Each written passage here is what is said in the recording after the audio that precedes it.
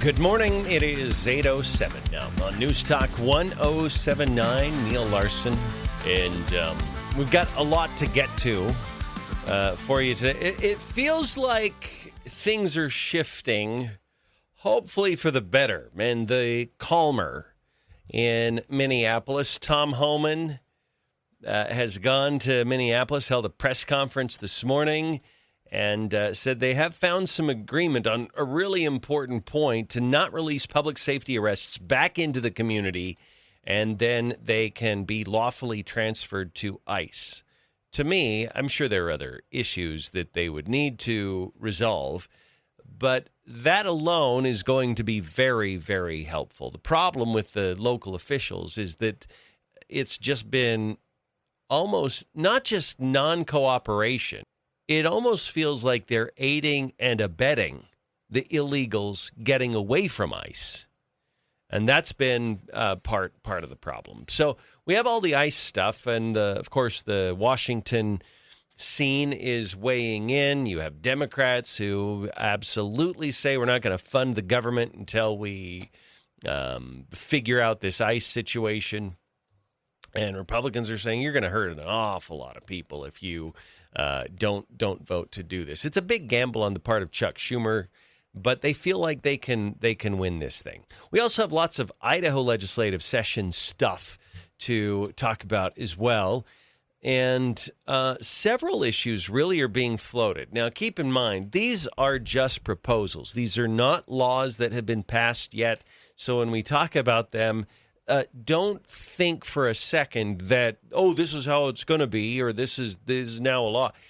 No, these are bills that have been introduced, and they still have to be debated. And I would probably say most of them are probably not going to pass. Not because, and that's not a commentary on the merit of the idea of the bill, but rather on the reality of legislation. It's just most of the time legislation gets introduced, there are problems with it. Details yet to be hashed out. We talked earlier about Brian Lenny's bill to eliminate the voter affidavit in the absence of an ID, which is a problem, not a huge one. There's only a few hundred of these that get signed across the state each year. It's like right around 0.25% of the votes cast. But he says, look, this is a security concern. And I agree with him. There's another one. Bruce Skog wants to pass a bill that would stop cities from going rogue on discrimination ordinances, basically saying, look, you're not able to pass a bill that creates a discrimination law when it comes to LGBTQ, for instance. And so we'll get to that audio. Also, what do you think of this idea? We could actually pair these. And so I'll ask him in one question. You might have a split answer here. But should parents be able to be their kids' driver's ed teacher? Number one. Now, there's part of me that wants to make a joke and say, well, maybe we should take it on a county-by-county basis. But I will not make that joke here on these airwaves. All right? I am way better than making a joke about Jefferson County parents on my radio show not being qualified to teach their kids how to drive. I mean, that would be beneath the dignity of this very distinguished radio program, the standards of which we strive to keep very, very elevated here. So I would never, ever, ever make a cheap shot joke about how lousy those drivers in Jefferson County are, and under no circumstances should they be teaching their children how to drive. So we're just going to stay completely away from the Jefferson County driver jokes here on the radio this morning. But the other half of that question is, should parents be able to teach their kids how to drive? And the second part is, should midwives be able to prescribe medicines and prescription drugs that they have an expertise in? In other words, if they know pain management, could they prescribe for pain meds? I don't even know. Maybe that's exempt, but you know what I'm saying. And I would say in probably both of those ideas, the devil's in the details. And I look at this and I'm like, I want to make sure nobody's getting hurt here. And but at the same time, I also think that freedom is super important as well. I already got a text from a lawmaker answering yes to both questions. By the way, lawmaker who just texted me, turn your radio up really loud and make sure it resonates through the entire Capitol. That's what I want to have happen. To have the Capitol, if they have an intercom system at the Capitol in Boise, they should be piping the Neil Larson show through it all morning, both hours. Yeah, in fact, really all 4 hours they could do that. And then another idea, which is Representative Weber saying we need to do away with the registration stickers on the license plates because if you get pulled over, they run your plate anyway. They're going to know in mere seconds or a minute or two if your registration is current. And I've always thought. Can I make a confession here? I have allowed my plates to expire before. It has happened before. And as they are expiring, I'm like, oh, I got to get into the DMV this week. And then the week goes by. I don't quite make it. I think about it a couple of times again. And then if I let 3 weeks go by and I haven't registered the vehicle, then I might look at the sticker again. Like, I guess it's kind of a reminder to me when I go to get in my car, oh, I'm expired. I better get that done. But I also have the thought, too, do cops look at that sticker and say, oh, they've got an expired license, I'm going to pull them over? Has that ever happened to anyone out there that a cop simply, because they're color-coded, so at a glance, I think cops could see your registration sticker and go, that's outdated. I better do a stop here. And then you get a ticket for an expired registration. And sometimes things can only be a secondary offense. For instance, a cop cannot pull you over simply because you're not wearing your seatbelt. Now, if you're speeding and he pulls you over and you're not wearing your seatbelt, they can give you a ticket. But I'm curious if a registration sticker is a primary or secondary offense. Now, I do think, and I like.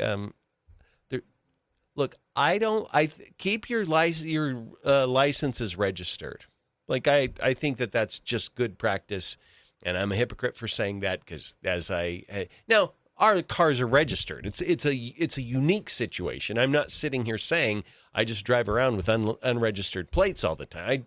I don't. I'm just saying it's happened in the past before when I just got a little lax in getting it renewed. But I think the counterpoint to this, from maybe a law enforcement standpoint, would be that if we have the stickers and keep the stickers, then it's going to make it more likely people get pulled over because the cop at a glance can see if your license plate is current or not. And so I think drivers would be like, yeah, let's get rid of the stickers because I got a ticket for an unregistered plate. So anyway, sorry about all the questions popping up that I don't know the answers to. When it comes to this. But I did learn that the price tag to have stickers on our license plates is about $300,000.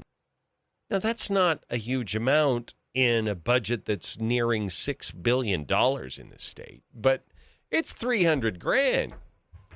So here's my proposal. Get rid of the stickers, and we could give it back to the taxpayers. My preference is put it into the parental choice tax credit fund. I'm waiting to hear the screams and the wailing and the people out there that are losing their ever-loving minds. We interviewed Senator Doug Ricks today, and we were talking about how the big beautiful bill, they're bringing Idaho's tax code to reflect the federal tax code, which means if there's no tax on tips and overtime federally, they want to make sure there's no tax on tips and overtime on the state level. because it's just kind of easier for everyone for our code to mirror the federal code. But that's going to cost the state. I know people take issue with that that term. You know what I'm saying. It's going to be $155-ish million in less revenue to the state. Now, I wanted to quip during our interview with Senator Ricks, you know what, just move the money over from K through 12 to make up the shortfall. And I just, look, it's a joke. All right, you may think, some people would think that that's not funny. I think it's funny because you think it's not funny. See, we can all laugh about that. We'll be back. It's 8:19 now on News Talk 1079 Thursday morning. Got that skiff of snow. It actually looks a little bit like January out there. We'll be back.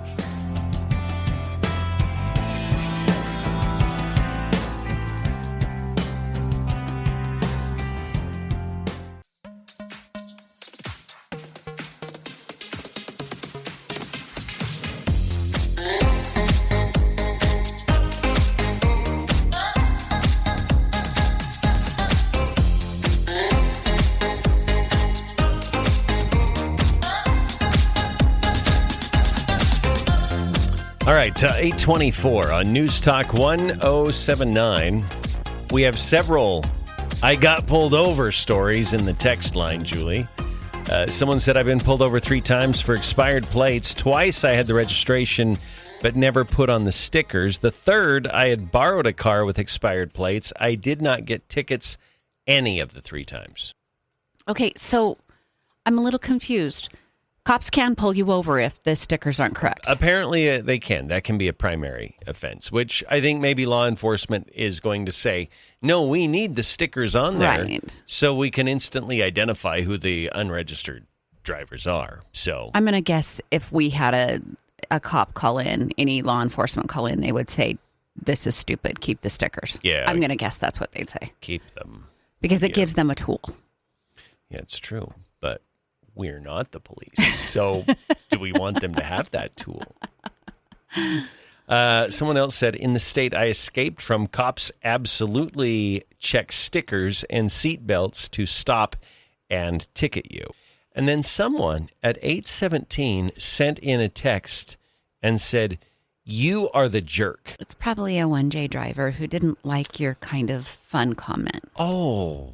That's my guess. I gotcha. Okay. Just guessing. No, I'm just guessing. I think that's probably a fair guess. You know what? I just swerved into the topic. And it kind of crashed, I think, with the audience.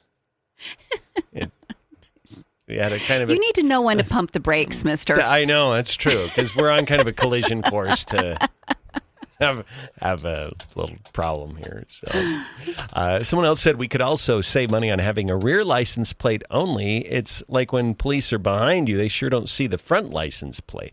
I've always wondered, why do we need front license plates? I think the front license plate thing is wonky, but in the age of cameras, they like to have that there because they get 2 angles of the car that they can potentially find a criminal in a very severe case if they're looking for thievery or murder or those kind of things. Yes. In the age of cameras, I would imagine a law enforcement official would be very pro license plate on the front of a car. Yeah, I think that's a good point.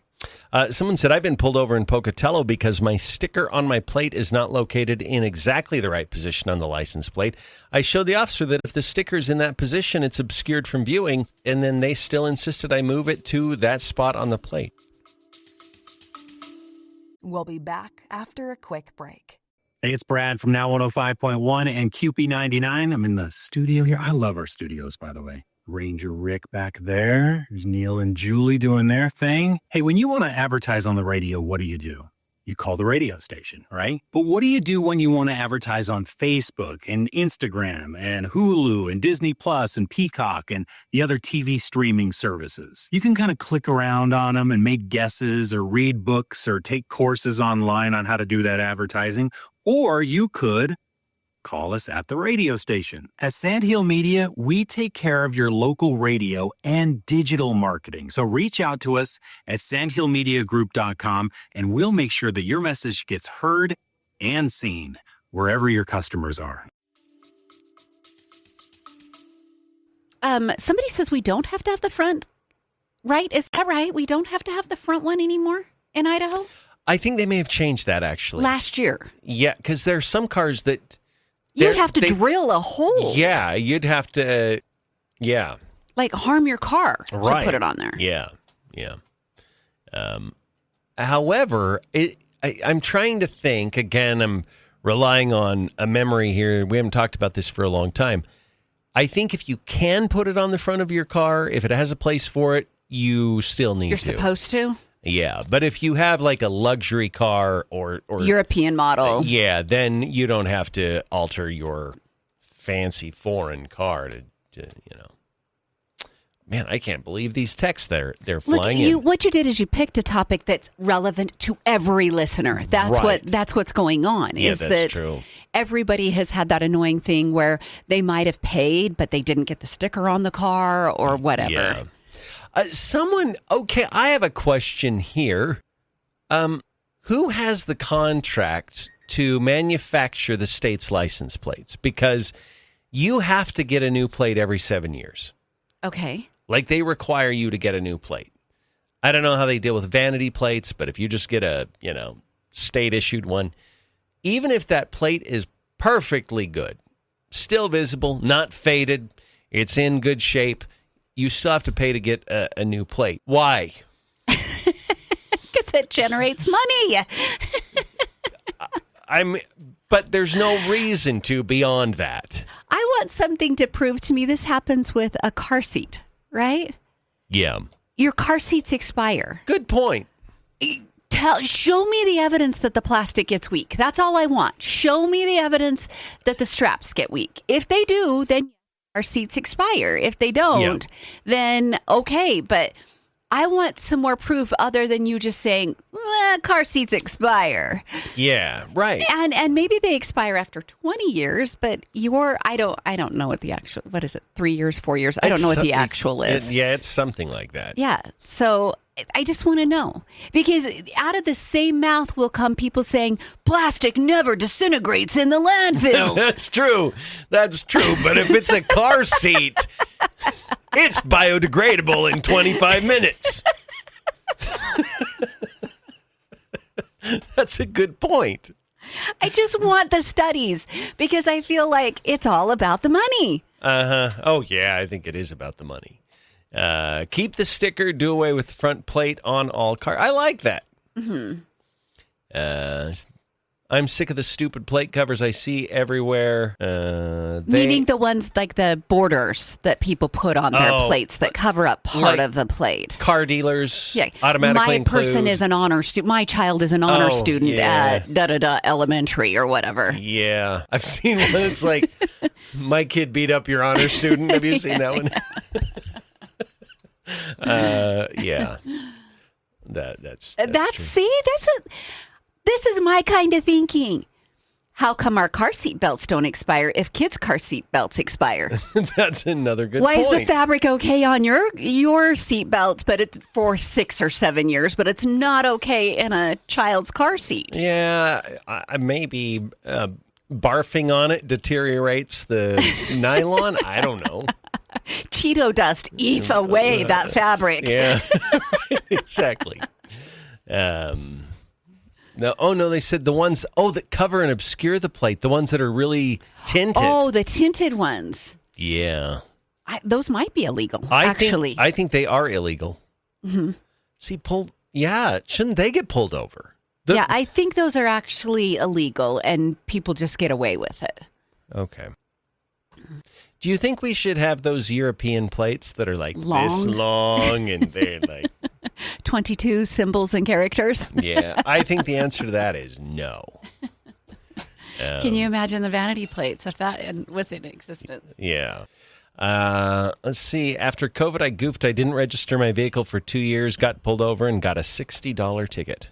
60 isn't bad because somebody down, it's much further down in the text line, they got pulled over at Jackson Hole, Wyoming. Yeah. And it was above $200, the ticket in Wyoming for expired plates. For expired Wyoming plates? Or were they? I think they were Idaho plates. An out-of-state cop can ticket you for? That's what the texter said. Okay. Wow. That's a nice little revenue bump for them. I had someone tell me seatbelt laws are strange because people drive around on motorcycles. Oh, it's all about the money. I'm serious. The federal government bribes states to have seatbelt laws. Yeah. Yeah. I've gone off on that before because in my car, I don't think you should have a right to tell me what I should do with buckling myself in or not buckling myself in. Yeah. Do I think it's wise to buckle yourself in? Yes, absolutely. Yeah. Do I think the government should have that kind of control? It doesn't change the way I drive. It doesn't make a difference if I am dangerous with this weapon or not. Right. Why do you get to tell me what to do? You know what? I'll go leftist nut job on you and say that's fascist. To require people to restrain themselves inside the car is authoritarian. No kings!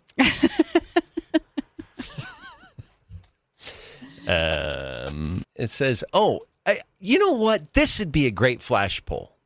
Okay. Do you like the new old school green and white plates and the new black plates? So I asked my kids. We had this conversation. They're in love with the black plates. I like the black plates. Yeah. You know what drives me crazy about the old school green and white plates? What? They all start with the letter R and then a whole bunch of zeros. Roo. I know. Roo. Yeah. I'm like, couldn't we have done something different? I don't know why. Couldn't we have mixed it all up? Is it for retro? Like, what is the R for? I don't know why they began that way, but I don't know if I've seen an old school one that doesn't do R with a whole bunch of zeros. Yeah, I think you're right. Unless, can you get a vanity plate with the old school ones? I don't know. Yeah, I don't know. Someone hates them. Oh, they hate the black plates. Okay, let's do 2 minutes for people to text in. Please be careful if you're driving. We don't want you texting. But yes or no on the black plates? Somebody says it's $70 more if you get the black plate. Oh, worth it? Sure. Well, I have a vanity plate, so I paid extra for my plate. True. Okay, so you're in. Yeah, I would say yes. If I wanted the black plate, sure. It'd look good with your vehicle. It would look good on my car, yeah. Okay. Retro, and you can change it. So it can be vanity. Yeah. Okay. Yeah. Apparently, the green and white plates are free. So. Oh. Why are the black plates more expensive? Is that racist? I don't know. What are they doing? I don't know. State of Idaho? Yeah. Yeah. Someone said no because Utah has them. Oh, but then somebody said they love them. Yeah. All right. Yes or no on the black plates? Oh, yeah. Well, okay. People, it's mixed, Julie. Yeah. Interesting. Some people hate them. No on the black plates. I hate the black plate. Oh. And somebody loves the retro. Yeah. Okay. All right. We have calls on the line. Let's go to our next caller. Thanks for waiting, caller. What's on your mind today? Well, strictly from a different point of view on the registrations and the stickers, I guess the way I look at it is if you don't have the stickers and you don't have the threat of being pulled over, what's to make somebody to go in and get it re-registered? You're going to have a lot of people driving without the registration being updated. And that's one time a year that you have people forced to show proof of insurance because if they don't have a registration, chances are there's a lot of people that don't have insurance and don't have the threat of being pulled over. You don't have the threat of being required to carry insurance. Yeah, that's true. But I think there are some in our audience that would say you just gave reasons to not have this sticker. I mean, it could go the other way. It could go either way, yeah. Exactly. Yeah. Exactly. So let me ask you this. Do you come at this from a unique angle? Like, are you law enforcement or do you work for the state? I'm retired law enforcement. Okay. All right. So just wanting to get what your perspective and impetus is for calling in on the issue today. So. And I totally get the desire to have people have insurance, because if I get in a wreck with somebody who doesn't have insurance and it's their fault, that harms the good people, the ones who were doing what they were supposed to be doing. Yeah. But I have a question for you. Did you used to pull people over because their stickers weren't up to date? Yes. Okay. And it happens more often than you would think. So my guess, if pulling this in here, so it's not a secondary offense. That alone can cause a traffic stop. If this is going to be a revenue hit to the state, this will get shut down. And if it gets through the legislature, I bet the governor would veto it, because there's revenue with people getting the registration. There's revenue with the tickets. So I don't. If I were to make a prediction, I think this bill's probably DOA. Probably. Yeah. That would be my guess. I don't know how much revenue it creates. The only thing I can tell you is that for me personally, it happens more often than you would think. The revenue that's generated, the departments never see it. That goes into a separate pot. That's somebody else gets that. Yeah. Okay. I got you. Well, thank you for the call. I appreciate it. And your background too. So this is a funny text. I like the original plates with the county identification, like 1J, 8B, whatever. Yeah. That way I know who the idiot is and how careful I need to be around them. I mean, I'm offended by that. Let's go to the phone. Side caller, how are you? I'm offended by that too, only because I didn't think to send that text in myself. Yeah. But on the subject of the double standards and controversy of the seatbelt law, I've got a story that your comment about the motorcycles and no seatbelts on the motorcycles triggered my memory. Several years ago, traveling on I-15, I'm going the speed limit, and I had a truck come past me, a pickup truck come past me, with 4 or 5 kids in the back of the open bed of the truck. I was in disbelief. Someone would be out there on the freeway, open bed, children in the back of that pickup going at freeway speed. I called the ISB dispatch to let them know in case they had an officer nearby.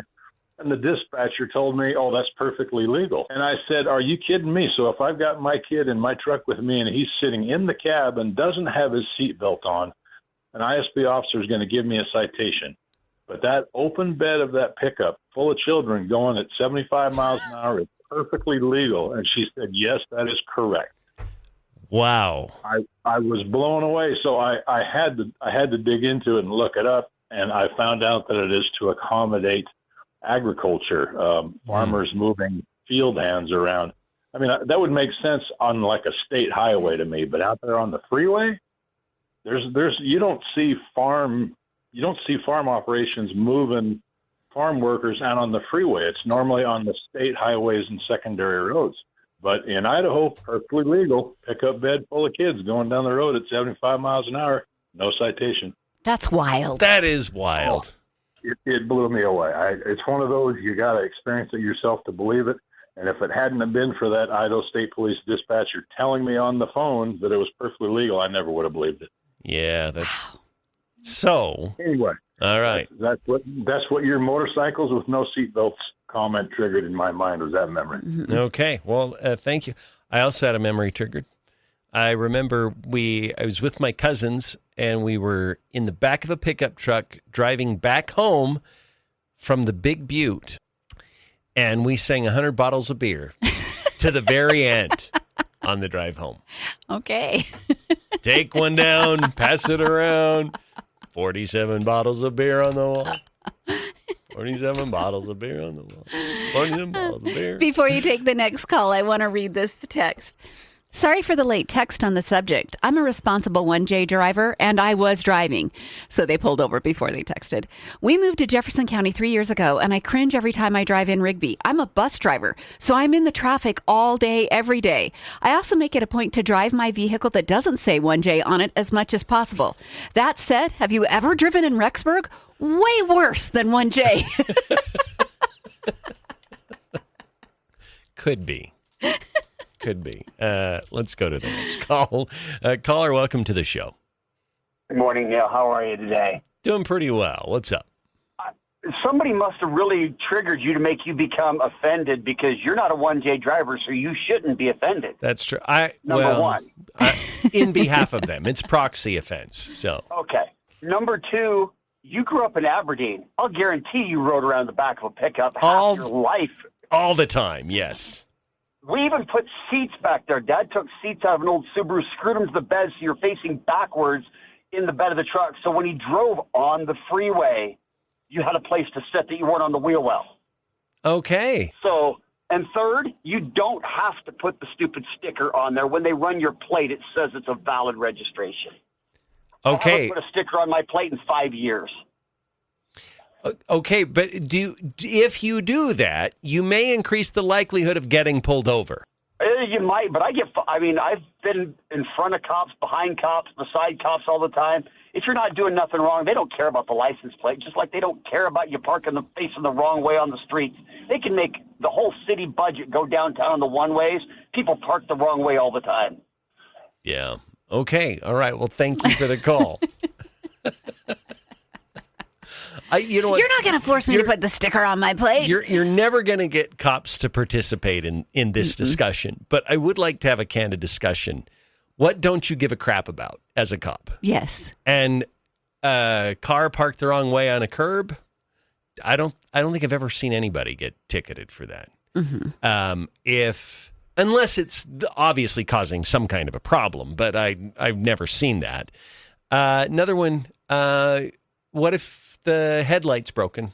I did have a broken headlight the last probably week and a half. It's fixed now, but it's kind of a pain in the butt to fix to replace the headlight because you got to take off the wheel guard and get your arms up in there. Like it's not easy, but I got it done in about 15 minutes. But driving to work, I'm like, I don't want to get picked up, but I could with a busted headlight. I do think cops probably kind of care about that. Do pay attention to that one. Yeah. We had a neighbor who had a smaller motorhome parked in front of her house. Yeah. Her next door neighbor called the cops and said that hasn't been moved. So the cops came to her house and she was like, you're serious? You're really spending the time doing this? And the cops said, yeah, but here's the deal. Move the tire. Just go outside every third day, pull it forward 6 inches, pull it backwards 6 inches 3 days later. Forward, backward. Yeah. You fulfilled the law, and she has no way to get upset at you. Yeah. You want to hear it? You want to hear a story similar to that? But it's even worse. So I can say who it is. My daughter's a nanny for a family. So her car is parked in front of their house every day. Some Karen in the neighborhood always looked out the window, saw that car, called code enforcement, even though my daughter was parking there for a few hours and then leaving at the end of the day, 5 o'clock, when her shift whatever. Is done. She'd show up at 9 in the morning. She'd leave at 5 at night. There was no code violation at all, but code enforcement came after her because some neighborhood Karen didn't like seeing that car parked there or thought the car had been parked there the whole time. Honestly, we need Karen enforcement. We need to be able to report Karens, and they need to be ticketed if they over Karen. You know how we have the Life in Idaho Falls page or the I Love Rexburg page or whatever? Yeah. We need to have a Karen page where you can post pictures of these people. Yes. Let's Karen the Karens. Anyway, so my daughter, she's like, what did I do, Dad? And I'm like, I don't think there's even a problem here because you move that car every day twice. Like, anyway, so I helped her call code enforcement. They're like, oh, okay. Yeah, tell her not to worry about it. Nice. So Let's go to the next caller. Welcome to the show. Caller, how are you? Great. Hi, it's Bill. How you doing? Good, Bill. What's up? Hey, have you been to Victor recently? Not recently. Okay, well, talk about police giving tickets. The old librarian didn't like backing out into traffic. They used to have... Yeah. So they changed all the parking in the whole town into back-in parking. Oh. You had to back into a parking space in Victor? I know this. Yeah. Yes, you do. And it was because the lady who was the librarian's husband was the town councilman or whatever. He changed all the parking into back-in parking. And then I saw somebody from California get ticketed because they didn't do it. Oh.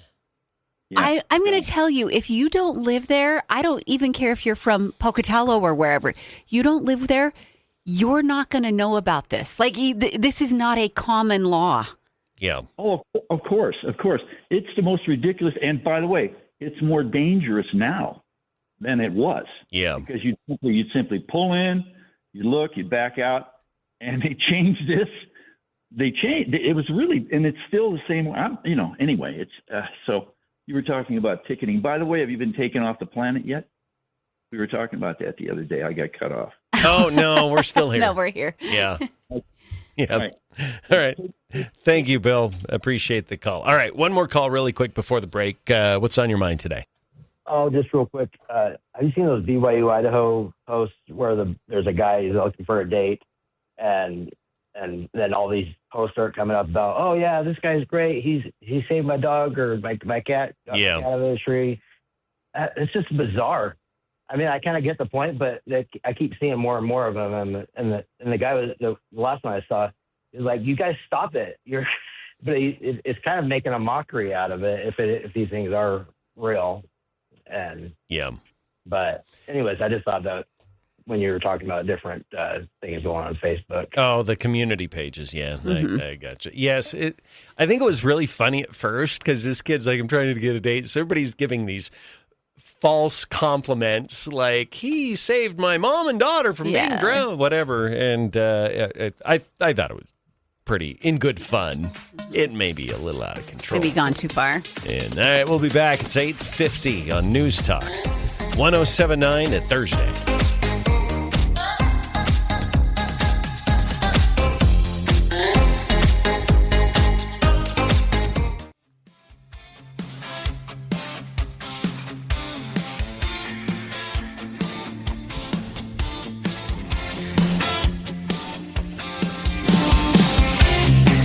It's 8:56 now on News Talk 107.9. Neil Larson along with Julie Mason. I've got some questions for you about your night's sleep last night. Was it restless? Did your legs get that itchy feeling where you were having to move them all the time? Did your back hurt when you were done sleeping? If you're that person, it's time to get into Timberline Home and at least sit and recognize that there's other options, because they have a wellness line of furniture that includes both the Z-Cliner and the Zofa. Z-Cliner is a single person chair meant to be slept in, and the Zofa is a two-person sofa meant to be slept in. They offer multiple heat, massage, and zero-gravity recline options. That's where you would get that maximum circulation and the ease on your joints. They're also made with science-backed nanobionic fabric that speeds blood flow up to 30%. So that helps decrease inflammation. So we're getting better circulation, decreasing inflammation, and the big one for me, which goes back to the questions I asked, do you get better sleep? Well, both are designed to help increase muscle strength, enhance recovery, and increase overall wellness. And that includes a recent study by Sleep Score saying that the Z-Cliner and the Zofa improve sleep quality by 121%. But that's not all they have in the wellness line of furniture. They have 3 new Infinity massage chairs. They also have lift chairs in stock. They range in size from petite to capacity of 500 pounds. So it's a chair built for anyone, any size, can find a lift chair at Timberline Home. They're located at 711 East Anderson in Idaho Falls. Again, that's Timberline Home. Go check out their wellness furniture options.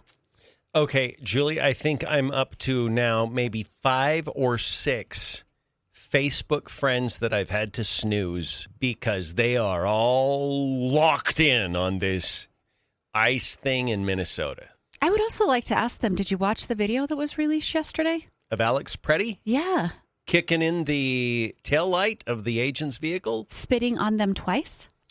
Yeah. Does that put any different context for them? They're so emotionally wrapped up in it. I don't think they can look at different views of what was going on. So they're with the old firmware that Alex Preddy was just a gentle soul that wouldn't hurt anyone. Right. Yeah. Does it also put a different context for common sense, rational people if he had had that interaction that he initiated, by the way, kicking in taillights and spitting, and then he shows up days later with a gun but no ID? Does that It's a whole picture for me. I don't think it is for them. It's 8:59, hour 2 coming up.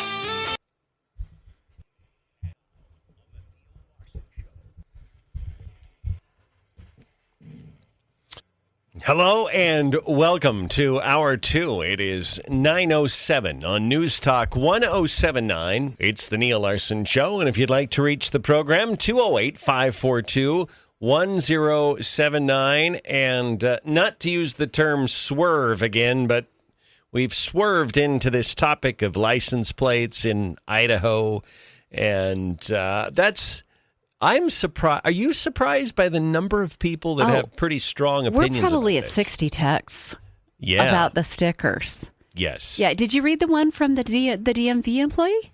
Yeah. Yes, I did. Great. That makes me feel better. Yeah, this person said, answer to this morning's question, registration stickers. There is a barcode on every plate at the bottom.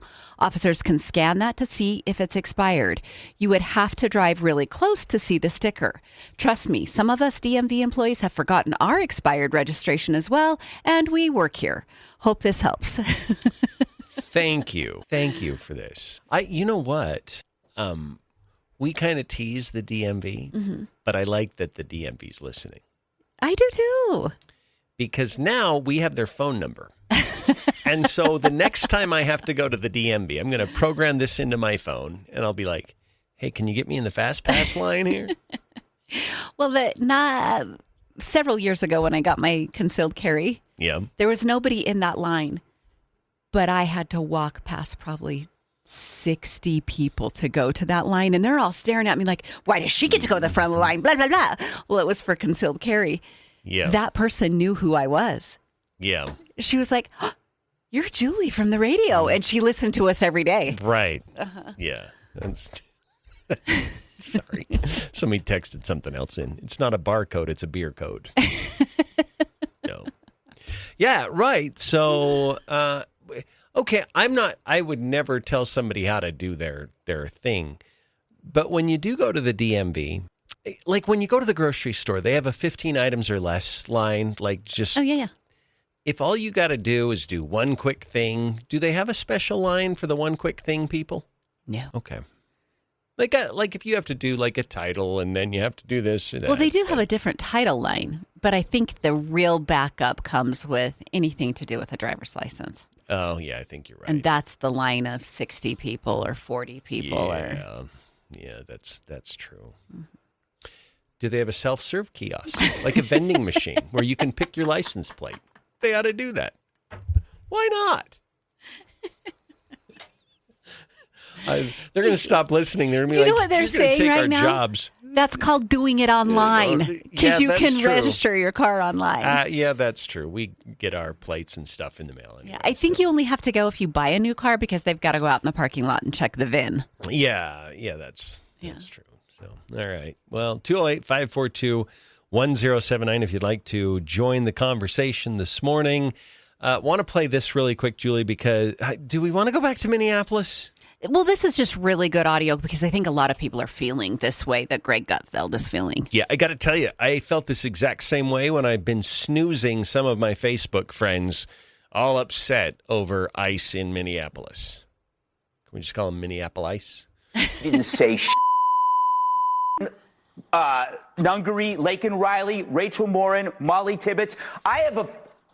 I'm going to just do it because I can't believe that we're still talking about this stuff. Here's 3 pages of women who have been murdered by illegal aliens in the last 7 or 8 years. The 7 or 8 years that we have been here talking about this and mocked over it. When we showed the embassy, showed the border being overrun, and people laughed at us. And now you're here. It's like you're the maid trying to clean up a mess, and somebody there is staring at you going, oh, you got to clean it up better. No, you made the mess. This is the Democrat Party's mess that we're trying to clean up. And you're saying, wow, these ICE agents are using terrible language. We don't care. I'm bored by this. I'm absolutely bored by this. I'm bored by the Nazi stuff. I'm bored by the concerned people in the media. They were not concerned when innocent women were raped and murdered. They didn't care about the 50 who died when they were incarcerated under Obama. They didn't care about the 27 or 30 that were shot under Obama. But now they care now. You deserve no attention on this. You deserve no credibility on this. It's actually comical, because here's my feeling. It seems like you're ready for another one. You had Good, that went for a couple of weeks. You had this guy, went for a week or so. You're going to need a third one. This is what this is about, because this is what creates the motivation for this drama. Okay, we'll stop there. Look, I'm with him on this. I said to you when we were previewing this clip through the commercial break, where were they over the last 4 years of Biden when the unprotected, and what I mean by that is the youth who couldn't protect themselves, the little kids who were raped, the thousands of kids that were lost in the system due to the way Biden was letting people across the border. Where were you? Those people can't protect themselves. These were grown-ups. Renee Good chose to come to that area. Whether or not you think that she deserved to die or not, I'm not saying that. She was a grown-up and she chose to do that. Alex Preddy chose to do that. Just like the ICE officer chose to shoot. Yeah. Okay, they're grown-ups. At least it's people who can make grown-up decisions. Those little kids didn't have anyone to protect them. You know, that is true. Choices could have been made that would have lowered the risk and avoided it. Lake and Riley went jogging. Right. And so, but when you show up to a protest zone and you're carrying a weapon and you don't have an ID, I mean, you've made those choices. That's a really good point. And yet, why has their outrage been dormant for the last several years? And then all of a sudden, when somebody on CNN tells you, or someone on social media tells you, this is the one you're supposed to get upset over, the candles come out and the vigils happen, and it is so. I know we overuse the term performative, but that is the precise word for what this is. It's theater. It is theater. If above and beyond anything, please understand, if somebody has a certain number of followers and they have made a post about F Trump, F ICE, whatever, they made money off of you. Yeah. At least be aware of what you're buying into. Well, and in addition to money, you're being used for their political end. Yep. All right, let's go to the phones. Caller, thanks for waiting. What's on your mind today? Yes, I'm going to talk about the license plates again. I worked a number of years at Bonneville County Sheriff's Department, and it was a quick identifier when you had the county designation, 4B, 8B, 1J. You oftentimes cannot read the whole number when you're going the opposite direction. So, but you can usually see the 1J or the 4B. And so, and then the other issue I have with it is Idaho had a unique plate that nobody, I don't think, very many copied at all. And all of a sudden it shows up. We got no input into whether or not you could have different plates or whatever. They just did it. And what are they going to come up with next? Like green and yellow? Or, you know, it just seems like it was done poorly. Anyway, that's my input. Okay. Well, thank you for the call. They probably had to coordinate with the local offices. Make sure that works. Yeah. Okay, so I have a question. If I can go to any office, though, if I live in Bonneville County, but I can go to Jefferson County and register my car. Yeah. Was the 1J, 8B, 4B, is that helpful anymore? I mean, generally, yes, but not 100%. Like, you don't have to have a plate tied to your county of residence. So Right. Yeah, you just need Like, does the cop make a decision based upon if I'm speeding through Yukon? Because that Yukon cop is known for pulling people over. So if I'm speeding through Yukon and I have an AB plate, are they nicer to me than if I have a 1J plate because Yukon is in Bonneville County? They might be. Or they may hate the locals and you'll get a worse, I don't know. I do know one thing it can create a hiccup with. Not a big one, but if you are going to like the transfer station or the hatch pit, if you have an out-of-county plate, you're going to have to provide some other proof that you live there. That's when you probably want to take along a utility bill or maybe a driver's license or whatever that shows that you live in the county. So they do gauge that based on... Yeah, because you Madison heathens can't bring your trash to Idaho Falls. Right. There's so many jokes that we could expand on, but we will not on this radio show. On this dignified, high standard radio show. Let's go back to the phones. Hi, caller. How are you? Fine. Calling about this guy getting shot in Minneapolis. Have you guys seen did you video? Did you call yesterday or earlier this week? No. I swear you called this week. Oh, all right. If I did, Well, I did. I don't recall it. Yeah. Well, I think that you called because the stream didn't work on your phone. Oh, yeah, I did. Okay. But that was more a technical thing. I didn't comment on anything on the show, but if you want to count it, that's fine. Well, you got about 15 seconds. Go ahead and make your point. What's your opinion of the video showing the shooting? The Alex Preddy shooting? Yes. Uh-huh. I think there needs to be an investigation. I think that the agents may not have... you know what? I loved a call that we got a couple of days ago that said the shooting was probably not justified, but it was reasonable. Yeah, I don't agree with that at all. It was totally unreasonable. He's disarmed. He's on all fours, basically. He's been maced. I'm pretty sure there'll probably be a whitewash, too.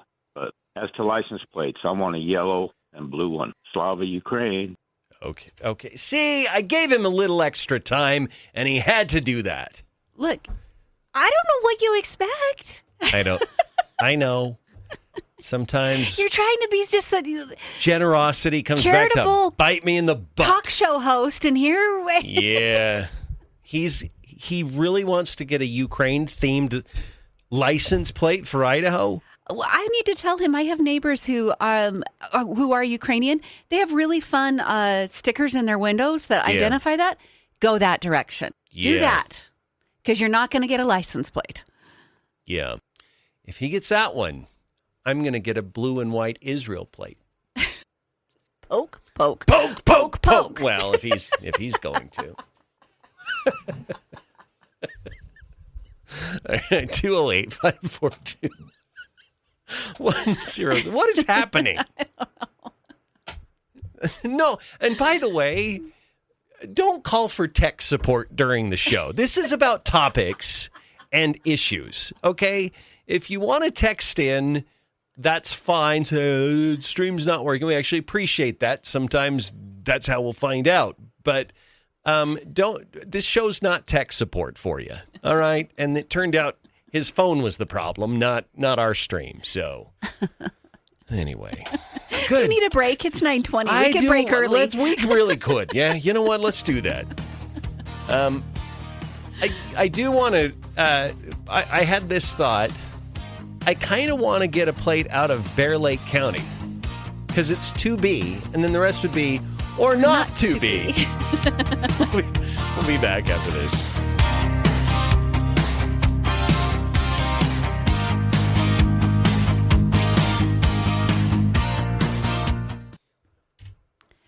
Okay, if the caller was with us, this is what I would teach him. He's not going to listen, but this is what I would teach him. You know, I'm concerned about the officer-involved shooting, and there's a potential that they might whitewash the area, but just simply because this created some difficulties. Yeah. Okay.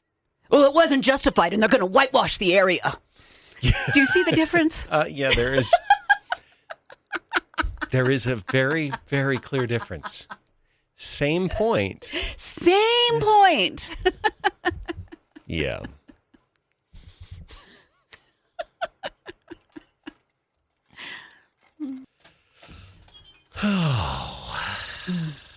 So, that call is like somehow it's our fault that it was his fault that his phone didn't work. the other thing is that, you know, he's our resident Ukraine caller. Yeah. Felt like Biden handled that perfectly. My neighbor, Yeah. who the woman is 100% Ukrainian. Yep. She's not she's full blood Ukrainian. Mm-hmm. Along with the Ukraine stickers they have in the back of the truck, Yeah. they also have an F. Joe Biden sticker. Okay. So this person needs to understand that not everyone feels exactly like him. Yeah.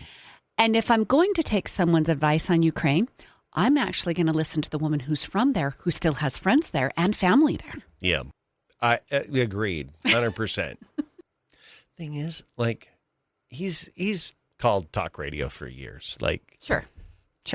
and I never would have guessed this because he's always been this hardcore libertarian.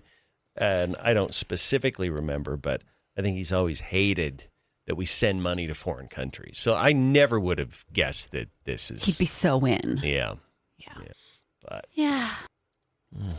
Yeah. 2P or not 2P? That is the question as you approach a rest area. My answer to that is always not 2P. Not at a rest area. Yeah. No. Why don't I understand the picture that we got? I don't know. I'll look at it. Hold on.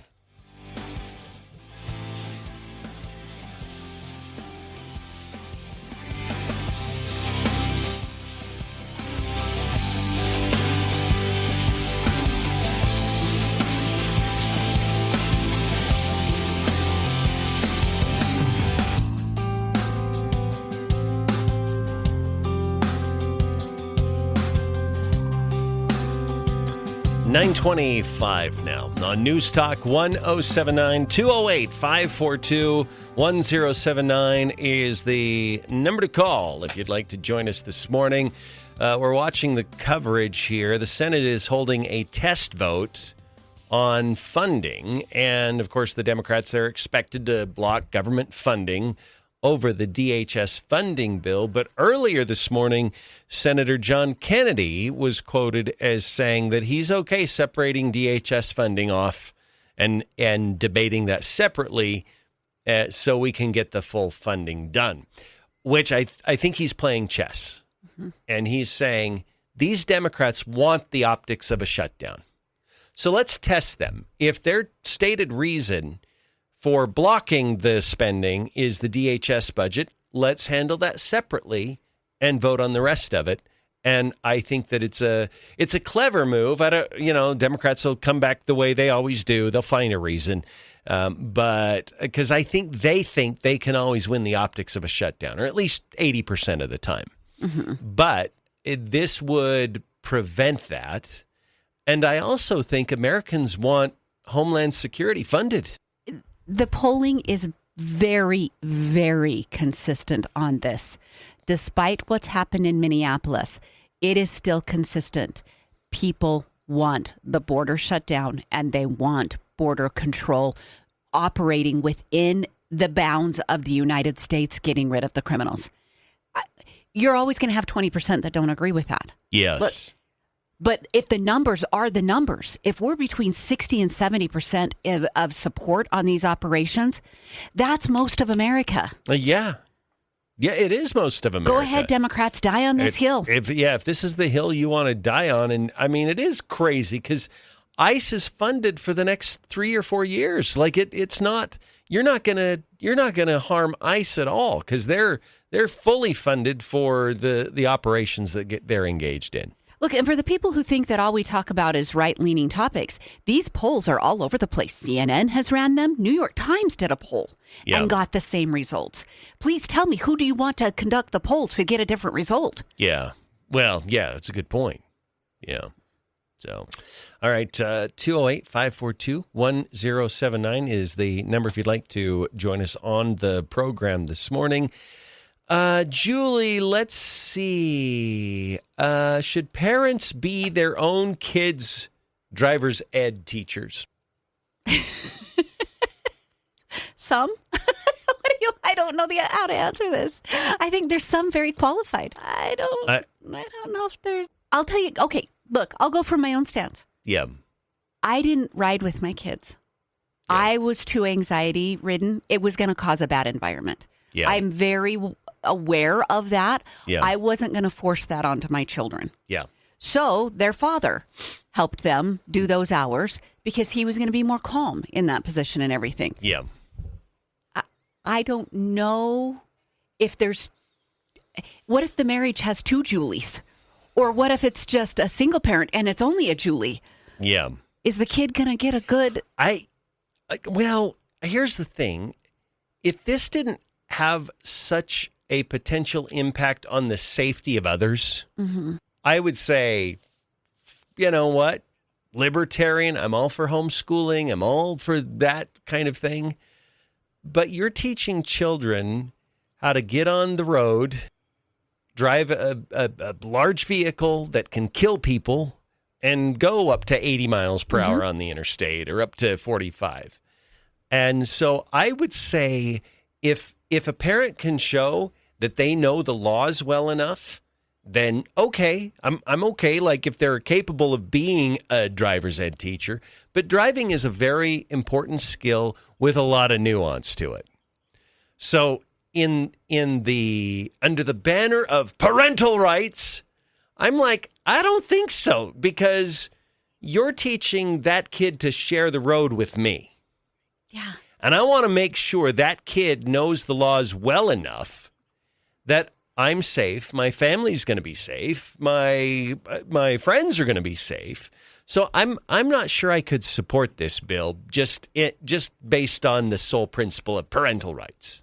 What if they weren't allowed to have their learner's permit and start driving on the road until they pass the actual written test?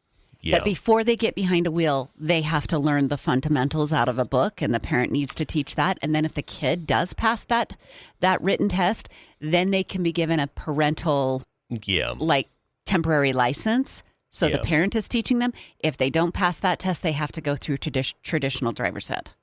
Maybe, yeah. Like they have to reach a very quantifiable threshold of skill. Yeah, yes.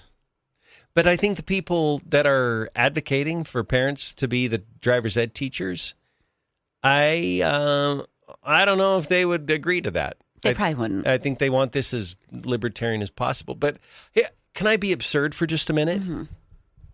What if I want to teach my kid how to do brain surgery?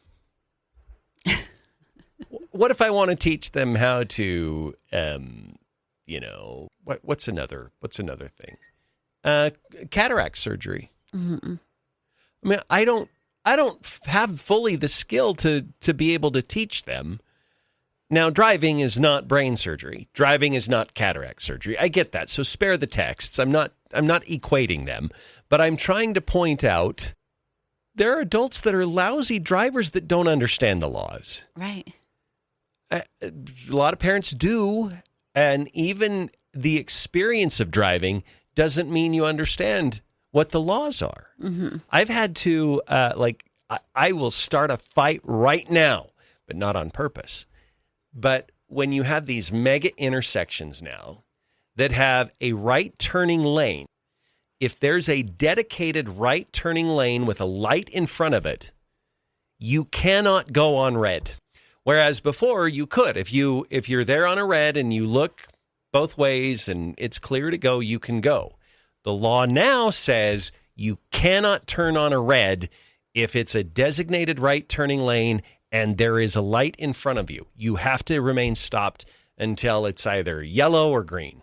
Do you know how many people are breaking that law? I'm breaking that law. Yeah, so many. Yeah, they do. I think it's largely unenforced because we were always taught growing up, you can turn right on a red as long as you look at the intersection. The problem is, if you count all the lanes that are involved in any given intersection now at these big ones, there's like 20 plus lanes or more. Mm-hmm. And so they're like, no, if we're going to do this, then we have to, we're going to have to make Well, this. there's 6 on each side Yeah. at multiple intersections. Yeah, that's true. So maybe 24. 24 lanes, 6 on each side. At some of these. So you can have multiple lanes that are going to be coming your direction, either turning into it or coming straight on it. And so they're like, no, we gotta have this. But not everyone is following this law. Look at the text line. Are they disagreeing? No, but I'll bet we've got 25 texts based upon. Yes, I know. Okay, you know what? Let's do this. Is flash poll worthy. Okay, let's do it. Don't you think? Okay. Mm-hmm. You can call. Let me take this call really quick before we officially start it. But caller, what do you got to say today? Yeah, good morning, guys. How are you? Good. Good. Hey, yeah, so being a parent that is actively teaching my kid driver's ed right now, I'm going to play both sides of the fence if I got just 1 second. So my background comes from being through multiple defensive driving and other driver trainings courses through both private and non-private sectors. I teach those courses now where I work, and so feeling completely comfortable with that background, having a Class A CDL, the whole 9 yards, I feel really confident that I can teach my child to drive well, right? He still has to go through the online training that most of the driver's ed schools do, so he's getting, like you guys mentioned, some good quality learning via that route, and then I'm getting to hang out with him and drive with him all the time. And I would say that I truly support that, knowing that I've got that background and it's not just me saying I've been driving for, however many years. But on the other side of the fence, there are some adults that I know that I would not trust at all to teach anybody to ride a bike, let alone drive a car. So I'm with you guys there, but I think if they can put some good sidebars on there, maybe do some sort of competency testing like you guys are talking about, but still maintain a standard curriculum that has to be taught in conjunction with your teaching, I think you'd be spot on. Anyway, that's what I got to say. Appreciate you guys. Okay. All right. Thank you for the call. I appreciate that. But you know what I would say back to that? That seems harder to do that than just dropping $300 on driver's ed. Yeah, I would bet that we would get a fair amount of parents who would agree with you. I don't have the time. To go through all that testing, to do all of that, that's why we pay driver's ed teachers, so I don't have to. Mm-hmm. I should have kept him on. Because somebody is texting in saying, right turn on red after making a full stop, not if there's a dedicated right turn with a light in front of your lane. Are you texter 100% certain of that? Yeah. How do you know? Are you law enforcement? Are you? Yeah. Give us some background. And I'm not talking about a typical intersection that has 2 lanes and 2 lanes and maybe a turning lane in the middle. I'm talking about these mega intersections like at 17th and Hit. In Idaho Falls. Yes, and these ones that have a dedicated right turning lane. Because I have been told multiple times by people in absolutely who know that say, no, you got to wait for a green now. So we got a text from somebody that said, well, what about parents who teach their kids gun safety? That's a deadly weapon. Yeah. A car's a deadly weapon. True. Yeah. It's a good point. I mean, it's not changing my mind. I still don't feel comfortable with some parents teaching, but I guess I would say to that, and this is not Neil theory, but this is the legal theory. Driving's not a right. Okay. Driving's a privilege. Mm-hmm. And if you're going to use the state roads, then and you're going to have a car on those roads, then you have to get a license and you have to get training and you have to do all of that. We have a right to own a firearm. And a firearm isn't used daily, multiple times a day. Yeah, the amount of time that you're going to be in a car far exceeds most people's time with a gun. So, caller, go ahead. What is your thought today? Good morning, guys. On the driver's training, I mean, back in the day when I did it, it was through the school district. And those instructors had a panic brake on the other side that if something got out of control, they could hit that brake and stop the vehicle. I just think we need clearer heads and have something like that. I mean, you put, like Julie said a while ago, you put a Julie in there with a kid and that makes them nervous, and, you could have a little bit of an issue. Yeah, it's not a good atmosphere at all. Yeah. Yeah. Anyway, my 2 cents. Okay, thank you for the call. I will say it was hit and miss with my kids. Like, I think 3 of my 5 kids preferred to have mom in the car with them. But I had a couple of kids that they were okay with me being direct with them. And I wasn't mean and I wasn't panicking, but I would be very direct with them because I needed them to know. And they were like, okay, I get that. But other kids that, or might be a little more nervous or a little more timid. Like I wasn't the best fit for them. Yeah. As a parent. So, okay. We're going to do a quick flash poll here for the next 4 or 5 minutes. Should we allow parents to be their own kids' driver's ed teachers in general? 208-542-1079 is the number to call. And you can text that very same number as well if you would like. Again, 208-542-1079. We already have a no. I think... Okay, repeat the question again so I make sure I'm doing it exactly right. Should parents be allowed to be their own children's driver's ed teachers? Okay. Okay. No, no, no, no, no. Not really. No, I'm sure we're going to have people saying, well, with caveats, if they're trained or whatever. I just think this bill is saying, no, parents can teach their own kids. So let's go to the phones as the no's roll in. Oh, my gosh. We've only gotten one yes. Yeah. All right. Caller, what do you say? Parents as driver's ed teachers. Go ahead. My grandson got his driver's license yesterday, and his father was his own driver's ed teacher. Okay. Is his father a driver's ed teacher? No, but his father does have a CDL. Okay. Gotcha. All right. So there is some added training there. Okay. All right. Thank you for the call. 208-542-1079. I'm guessing that caller is saying yes then. Yeah, I took it as a yes. Okay. Yeah. Only if they don't cut them out of the will. 208-542-1079. Caller, what do you say? Parents as driver's ed teachers, yes or no?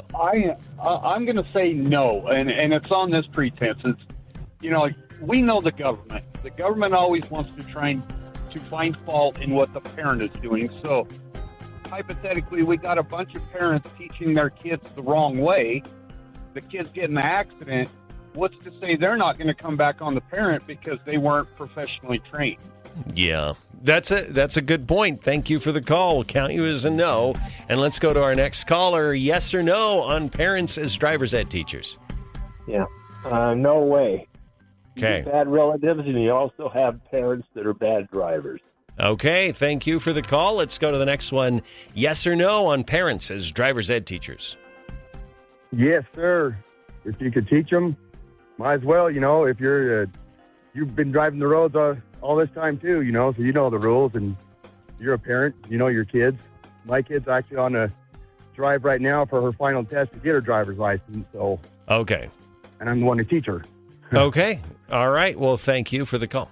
Somebody texted in and said the parents can teach if they have a clear driving record for a certain amount of time, 2 years, 5 years, whatever. Okay, all right. Caller, what do you say? Yes or no on parents as driver's ed teachers? As a professional driver who's out on the road every day witnessing what these people do, absolutely not. Okay. Okay, thank you.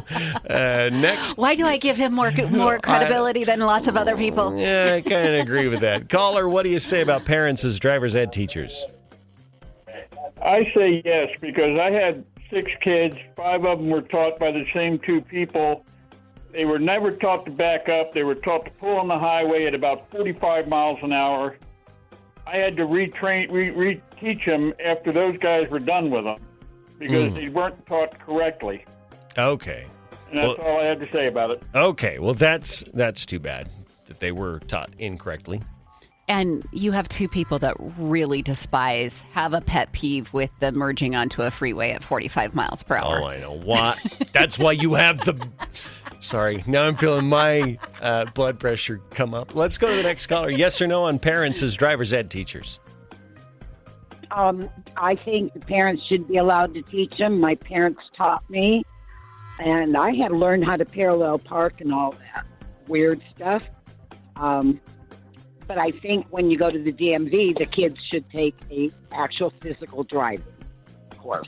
Okay. Or test. Gotcha. Thank you. Okay. Thank you for the call. Somebody messaged in and said, as a person who rides a motorcycle regularly, you guys all think you're good drivers and you're not. Speaking truth there. Next caller, what do you say, parents as driver's ed teachers? Is that me? Yes. Yeah, go ahead. So as someone who has got their driver's license within the last few years through Bingham County, the driving test, they did not have us even required to back up or park or anything, and I passed. So okay, take that as you will. But I think the whole driving system just needs to be corrected. So if parents can teach correctly, then yes. Okay. All right. Thank you for the call. Somebody else said that farm kids should be able to be taught by their parents. City kids should not be able to be taught by their parents. Well, that's true. That's another good point. All right, we'll just go another minute or two here. Overwhelmingly, I feel like it's more no's than yeses, Julie, in the text. Oh, yeah. I mean, it's not as significant as I thought it was going to be, and I was having a hard time keeping up. But it looks like about 30 no's and maybe about 15 to 16 yeses. Okay. All right. Well, we will leave it at that. Someone said, "What about stick shifts? They don't teach that nowadays." And I think that's true. Like. That's because like only 2 or 3% of the cars now are stick shifts, at least the new sales. So we had this conversation. Yeah, we did just a couple days ago. I love driving a stick. I know. We'll be back 9:44.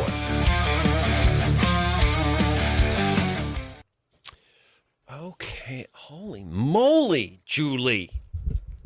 Today's texting.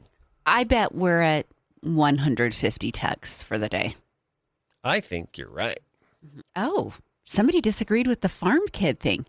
This person said, I learned how to drive at age 7 on a Massey Ferguson 65 tractor.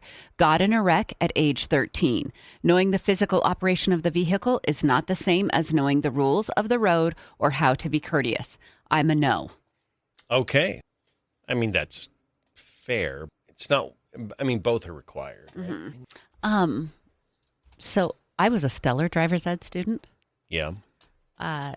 Passed the regular test with an A. Passed the driving portion. I think I made one mistake. Yeah. I have no pretense that I'm the world's best driver. I mean, I don't think I'm a horrible driver. I have a great driving record. Right. A fabulous driving record, actually. I don't interpret that as I'm a really great driver. Right. I mean, it's just not. Academic you have to know excellence who you are. Yeah. Yeah. Oh, Trump's having another cabinet meeting today. The man never quits. Nope. Okay, so we are going to come back with like 10 minutes to fill. The reality of all of this that we're talking about is you can teach someone in a classroom. You can teach someone at home. They're still able to make their own decisions and put a phone in front of their face while they're driving 73 through the Utah Valley corridor. That is true. What are you going to do? Yeah. They still get to make their choices. Yeah, and I think it's probably those judgments that matter more rather than technical understanding of how the roads work, right? Yeah. Oh, that would have been fun. Robert learned how to drive a stick in District 91 in a VW Bug. That would have been fun. That would be fun. That would. So the liquid they sprayed on Ilhan Omar was apple cider vinegar. 10, it was absolutely made up. 1, it was legit as could be. -2. No. It would be 12. 12. Oh. 10 is it was completely made up. Oh, okay. 1 was it was legit as it could possibly be. I thought you meant 1 was it was made up. So hold on.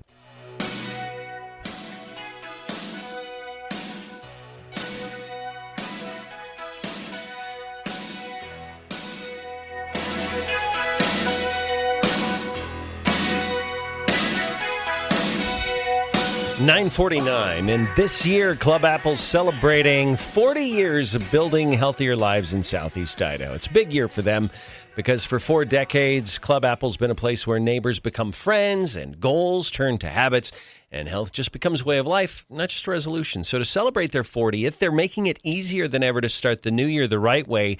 For a limited time, you can join Club Apple for just $40 down for their 40-year celebration with deferred payments, and that's big savings for you as well.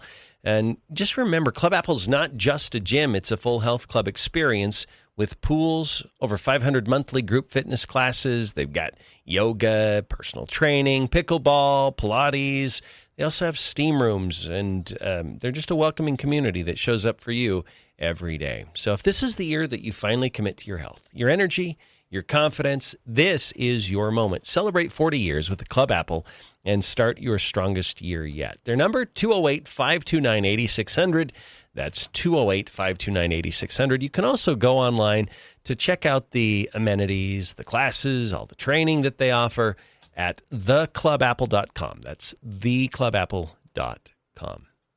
Apple cider vinegar. That's what it was that the guy sprayed on Ilhan Omar. The FBI is now going to investigate it. Okay. As they should. Like, whether or not it's theater or real. Yeah.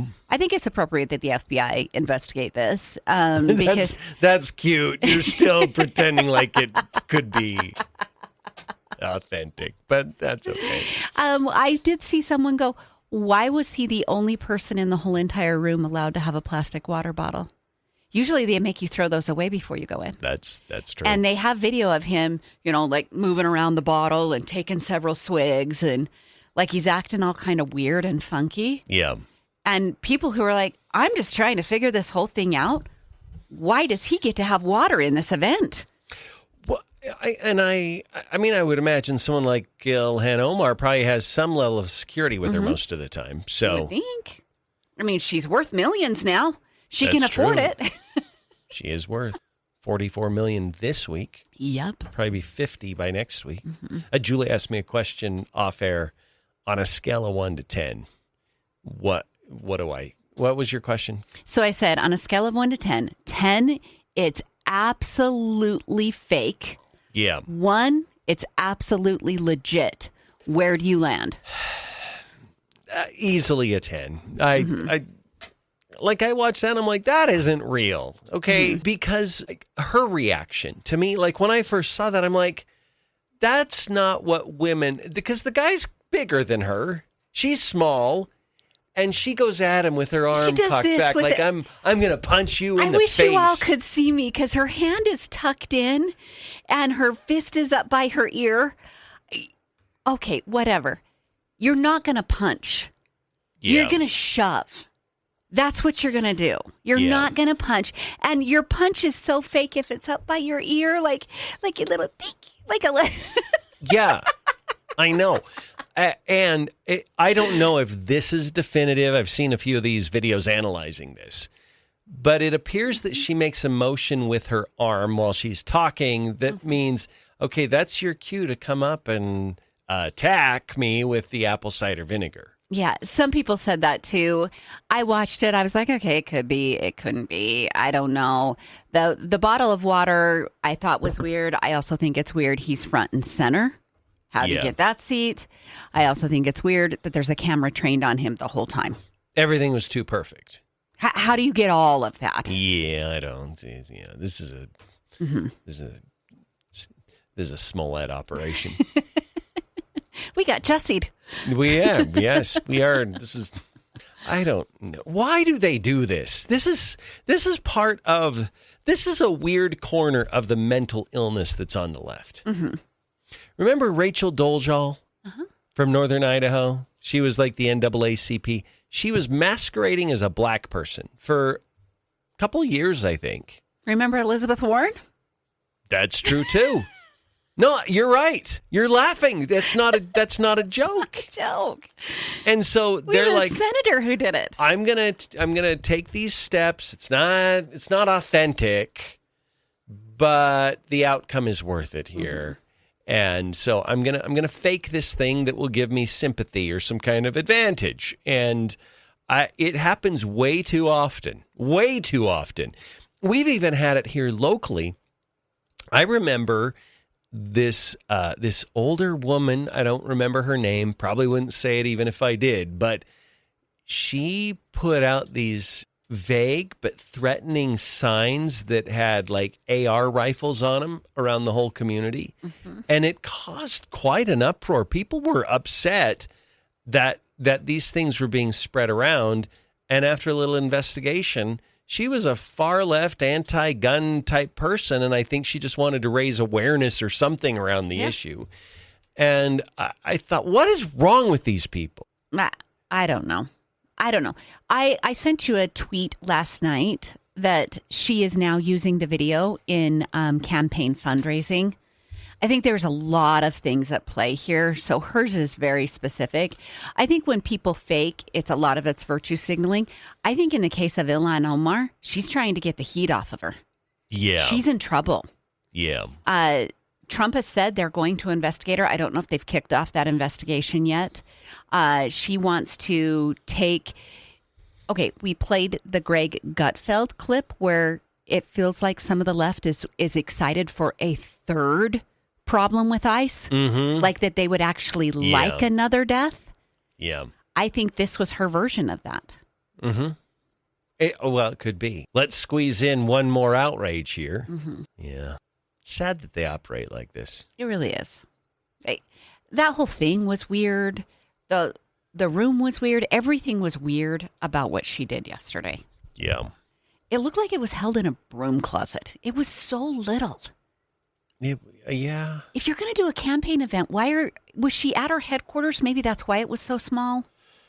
Maybe. I don't know. I don't know where it was, but there was just so much off about the whole thing. Yeah, it was. But I think it was staged. I think we're going to have another Jussie Smollett kind of story. Yeah. But think of the layers that we have here. You've got ICE's presence in Minneapolis and all of the protests.